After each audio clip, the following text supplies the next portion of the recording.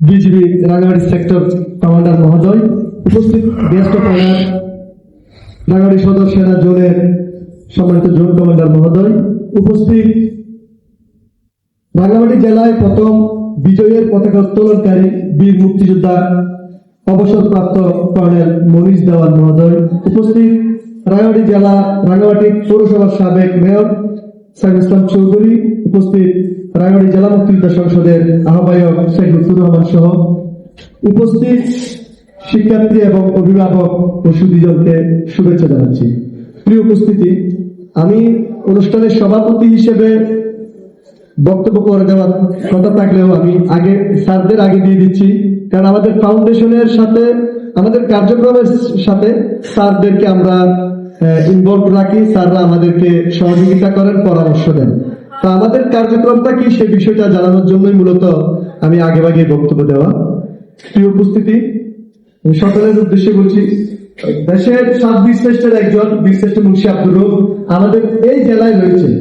অত্যন্ত দুঃখজনক হলেও সত্য, এই বীরশ্রেষ্ঠের শাহাদাত বার্ষিকী 4 দশকেরও বেশি সময় আনুষ্ঠানিকভাবে পালন করা হয়নি। আমি ব্যক্তিগতভাবে মুক্তিযুদ্ধের প্রতি আমার একটি আবেগ কাজ করে, আমার দুর্বলতা কাজ করে, সেজন্য আমি আমার ছাত্র জীবন থেকে শুরু করে আমি মুক্তিযোদ্ধাদের তথ্য সংগ্রহের জন্য ব্যক্তি উদ্যোগে কাজ শুরু করি।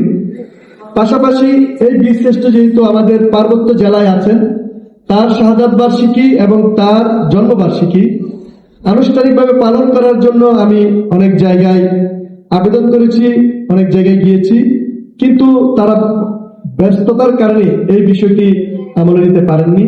সর্বশেষ রাঙ্গামাটি জেলার মুক্তিযুদ্ধ অন্তঃপ্রাণ যে সমস্ত শিক্ষার্থীরা রয়েছে তাদের নিয়ে একটি সংগঠন দাঁড় করায় বীরশ্রেষ্ঠ মুন্সি আব্দুর রউফ ফাউন্ডেশন। এই সংগঠনের উদ্যোগে আমরা 2017 সাল থেকে শিক্ষার্থীদের নিয়ে আমরা এই কার্যক্রমগুলো পরিচালনা করছি। একটু এই কার্যক্রমগুলোর মাধ্যমে আমরা কি করতে চাই?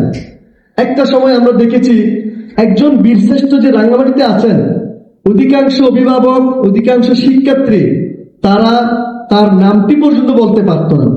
আমরা আরো দেখেছি স্যার, বীরশ্রেষ্ঠ মুন্সি আব্দুর রউফের সমাধিতে তার জন্মবার্ষিকীর তারিখটাও ভুল ছিল, তার শাহাদাত বার্ষিকীর তারিখটাও ভুল ছিল। আমি সংক্ষেপে যদি বলতে চাই, তার শাহাদাত বার্ষিকীর তারিখটা ছিল 8 এপ্রিল, অথচ মুন্সি আব্দুর রউফ শহীদ হয়েছিলেন 20 এপ্রিল। এটি দীর্ঘ গবেষণা করতে হয়েছে, আমিও মাঠ লেভেলে গবেষণা করেছি। সিনিয়র স্যাররা যারা ঢাকায় এশিয়াটিক সোসাইটি বলেন, গণহত্যা জাদুঘরে আছেন, তারাও গবেষণা করেছেন, তারা ফিল্ড লেভেলে এসেছেন। আমরা ফাইন্ড আউট করেছি পাকিস্তানি বাহিনী রাঙ্গামাটি দখল নিয়েছিল 14 এপ্রিল, কিন্তু আমরা দেখেছি বীরশ্রেষ্ঠ মুন্সি আব্দুর রউফের শাহাদাত বার্ষিকী কোথাও 8 এপ্রিল লেখা হতো, কোথাও 13 এপ্রিল লেখা হতো। যেহেতু পাকিস্তানি বাহিনী 14 এপ্রিল রাঙ্গামাটি দখলে নেন, সেহেতু এখানে 13 এপ্রিল বা 8 এপ্রিল যুদ্ধ হওয়ার কোনো সুযোগ ছিল না। 20 এপ্রিল যুদ্ধ হয়েছিল এবং তিনি শাহাদাত বরণ করেছিল। আজকে আমরা যে সময়টাতে এখানে তাকে স্মরণ করছি, 1971 সালের ঠিক এই দিনটাতে তিনি দেশ মাতৃকার জন্য লড়াই করছিলেন পাকিস্তানি বাহিনীর বিরুদ্ধে, এবং তিনি বীর দর্পে লড়াই করে এই সময়টাতে তিনি শাহাদাত বরণ করেছিলেন। আজকে আমরা প্রাউড ফিল করি, আমরা তাকে স্মরণ করতে পারি, স্মরণ করার মতো সুযোগ আমাদের তৈরি হয়েছে বলে আমরা নিজেদেরকে গর্ববোধ করি। আমি আরেকটি ঘটনার সূচনা টানতে চাই এখানে।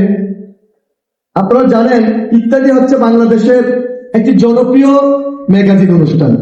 এই অনুষ্ঠানের চিত্রায়ন হয়েছিল 2016 সালে রাঙ্গামাটিতে, বিজিবি সেক্টরের হেলিপ্যাডে এই অনুষ্ঠানটি হয়েছিল স্যার।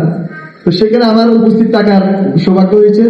সেদিনের ইত্যাদির অনুষ্ঠানে চিত্রায়নে আপনারা যারা ছিলেন, আমরা একটু মনে করে দেখুন, হানিফ সংকেত যখন বীরশ্রেষ্ঠকে নিয়ে প্রশ্ন করেছিলেন, অনেকেই উত্তর দিয়েছে, সবার উত্তর ভুল হয়েছিল। হানিফ সংকেত যখন উত্তর ভেঙে দিচ্ছে, তিনি বলছেন যে বীরশ্রেষ্ঠ মুন্সি আব্দুর রউফ রাঙ্গামাটির মহালছড়িতে শাহাদাত বরণ করেন। আমি অনুষ্ঠানের ফাঁকে গিয়ে হানিফ ভাইকে বললাম, ভাই এটা তো মহালছড়ি হচ্ছে খাগড়াছড়ি জেলায়, আর উনি শহীদ হয়েছিলেন রাঙ্গামাটির বুড়িঘাটের নানিয়াছড়ির বুড়িঘাট এলাকায়। তো হানিফ সংকেত আমাকে একটা উত্তর দিয়েছিলেন, বলেন আমি গুগলে সার্চ করে পেয়েছি, হানিফ সংকেতকে আমি বলেছিলাম গুগল এবং উইকিপিডিয়ায় আমাদের মুক্তিযুদ্ধের অনেক ইতিহাস সঠিকভাবে নেই, বিকৃত রয়েছে। আজকে যে মুক্তিযুদ্ধের ইতিহাস বিকৃতির যে কথাটা উঠে আসছে, এভাবে আসলে যে যার খেয়াল খুশি মতো মুক্তিযুদ্ধের ইতিহাস লেখার কারণে আমরা দেখেছি নেটেও আমাদের মুক্তিযুদ্ধ নিয়ে অনেক তথ্য বিভ্রাট রয়েছে।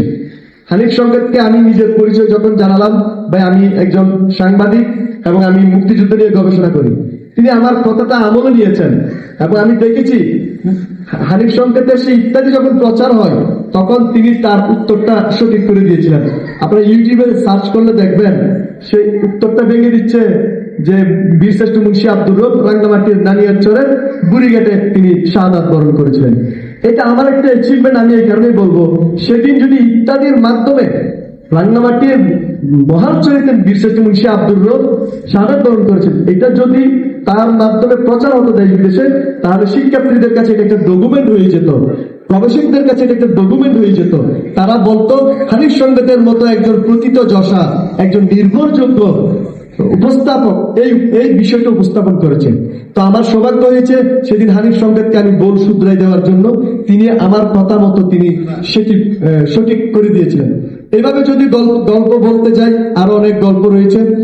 আমার যে উদ্দেশ্য, সেই উদ্দেশ্য হচ্ছে মুক্তিযুদ্ধকে যদি শিক্ষার্থীরা জানে, মুক্তিযুদ্ধের চেতনাটা যদি শিক্ষার্থীরা বুকে ধারণ করে, আমি বিশ্বাস করি একজন মুক্তিযুদ্ধের চেতনাধারী শিক্ষার্থী কখনোই প্রিজন হতে পারে না, কখনো জঙ্গি হতে পারে না, কখনো দেশ বিরোধী কর্ম, সেই সমস্ত শিক্ষার্থী কখনো চোরা কারবারির সাথে পারে না, ইফটিজিং করতে পারে না, মাদকের সাথে যুক্ত হতে পারে না।